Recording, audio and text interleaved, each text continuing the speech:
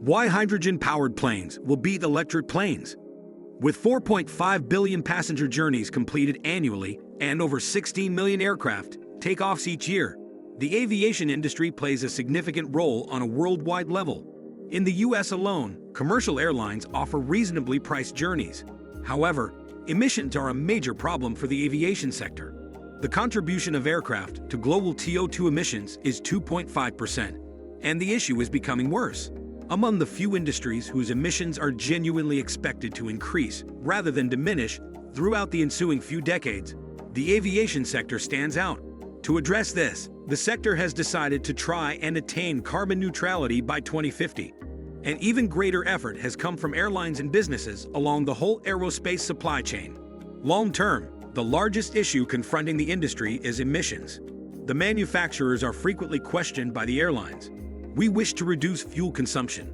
It goes beyond simply being green. It's the difference of millions of dollars in any fuel savings they can achieve. Although there is an exploration into electric aircraft, until more batteries with a lot of energy range are available, there are not enough batteries on board to support flying since they are simply too heavy. Despite this, battery technology is advancing. However, a substitute that is just as effective as fossil fuels, without the drawbacks, is hydrogen. Hydrogen is the gas with the most energy per mass. It uses no fuel and emits no pollution. Compared to jet fuel, hydrogen is 3 to 4 times lighter according to an equivalent energy basis. It is the lightest energy carrier aside from nuclear fuels. For this reason, hydrogen is already utilized as a fuel during space launches. The assurance of an aircraft with no emissions potentially rivals aircraft powered by jet fuel, which is why everyone, including new businesses and major players like Airbus, is investigating the technology. Indeed, there have been a few successful flights, but all have traveled aboard compact regional jets. Also, since the aviation industry is predicted to expand, this new technology may bring significant opportunities.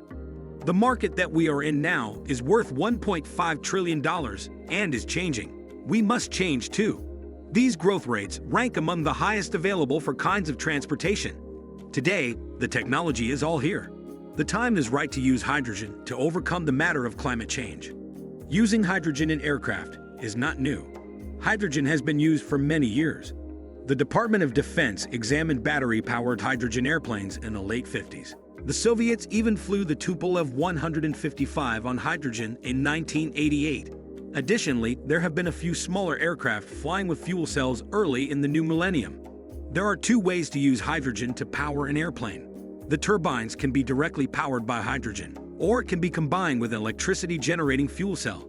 At least right now, hydrogen fuel cells are more effective than combustion engines powered by hydrogen. Furthermore, although hydrogen is pricey now, over time, it might be less expensive than traditional jet fuels. The exploitation of fossil fuels is becoming more and more expensive. In comparison, green hydrogen is generated from renewable energy, which has almost no fully loaded cost, and its marginal cost is continuously decreasing. In the summer of 2022, the Inflation Reduction Act was passed, bringing clean hydrogen and green energy plants a 2.6 cent per kilowatt-hour tax credit and up to $3 per kilogram of hydrogen through 2032. When you take into account the IRA and the rising cost of oil, green hydrogen currently outperforms jet fuel as far as expenses go. However, even if you remove the subsidy and shocks to the price of oil, which could have temporary impacts, we would not anticipate parity based solely on falling prices for green energy. But hydrogen's nature does make it difficult when applied in a flying context. There is one small drawback to hydrogen: volume. It is not suitable for placement in the wing of the aircraft. It takes up a tremendous amount of space when stored as a gas. Should you need to keep it in a liquid state, you're preserving it at a temperature of about 425 degrees Fahrenheit. Numerous issues with durability exist with fuel cells. What occurs if the plane tilts and rolls? The fuel cell must maintain its humidity, which can be difficult. Many businesses are testing with hydrogen technology, the largest of which is the aircraft behemoth Airbus. Airbus has long been interested in hydrogen, and over the past few years, that emphasis has grown. They are examining hydrogen fuel cells as well as hydrogen combustion, and even a combination of both combustion and hydrogen fuel cells. Airbus is presently investigating hydrogen through multiple distinct initiatives. Among them is the aircraft they are working to construct, the Zero, which would be more of a hybrid model, hydrogen-fueled in addition to conventional combustion engines. They are outfitting their largest aircraft, the A380, the largest commercial aircraft currently in service, with a hydrogen engine. Airbus is utilizing the engine manufacturer CFM for this test, a worldwide collaboration between GE Aviation and Safran. They claim that CFM is developing a new design that might reduce emissions from their current levels by more than 20% and work well with environmentally friendly aviation fuel as well as hydrogen. In 2020, Airbus initially announced that its hydrogen ideas might be used by 2035.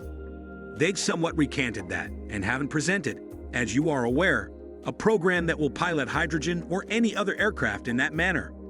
The fact that Zero's test was successful indicates an enormous stride ahead, and following that, it's more examination.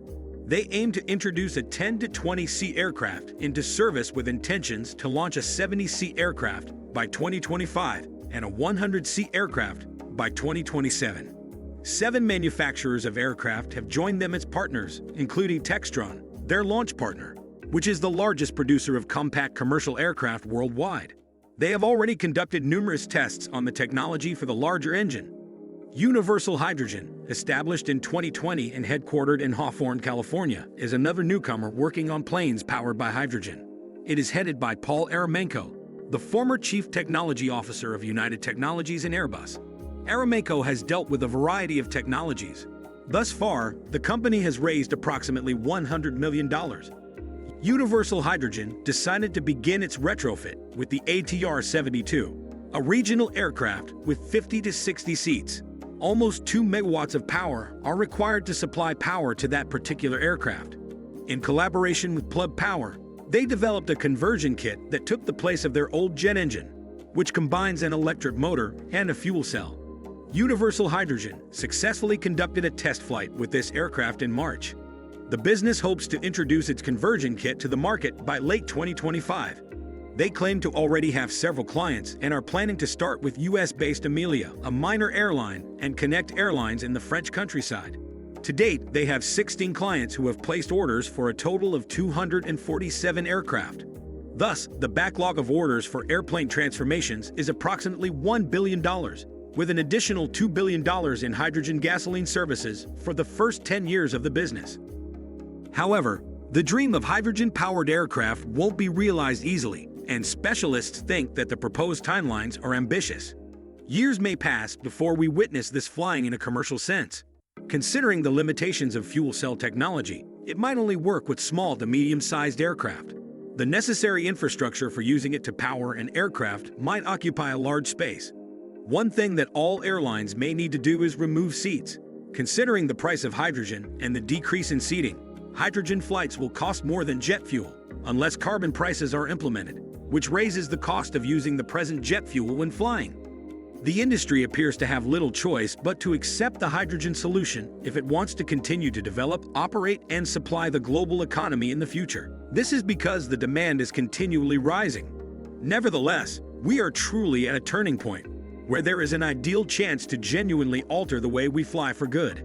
As it has always been, the primary goal is to provide the aviation industry with safe, more effective, and environmentally friendly solutions. And it's a particularly exciting time to do so. If you enjoyed this video, don't forget to like, subscribe, and comment below with your thoughts. Your support helps us create more great content. Thanks for watching.